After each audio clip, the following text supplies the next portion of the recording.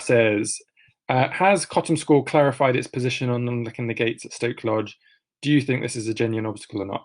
So, Anna, the main bit of feedback I've had from Cotham School on the reason they can't unlock the gates is because of their insurance policy. Cotham School's argument is that the school premises, which is insured, include Stoke Lodge as the school's playing fields, even though the sites are separated.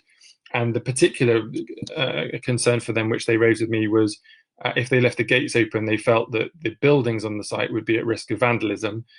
One of them is obviously derelict, and the other one, which I think used to be a kind of storage building, which is now being part renovated into a toilet block, apparently is usable. And so the school were worried about that from a risk of arson, I think.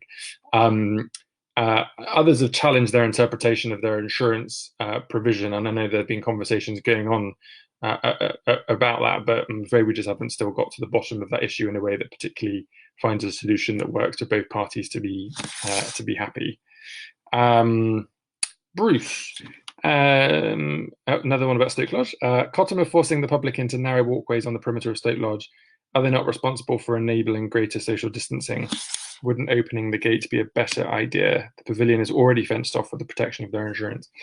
I mean, you've got a good point, Bruce. The walkways are quite narrow around that fencing.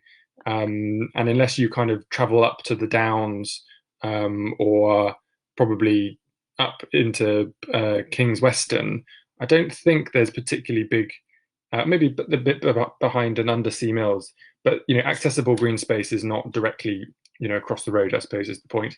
And so if you are using that space and you're kind of coming into contact with people and not being able to maintain distance, that is a problem. To be frank, I don't think that's Cotham School's liability, but it is one of the reasons why they might want to open the site during this particular period, especially when the school's not using it.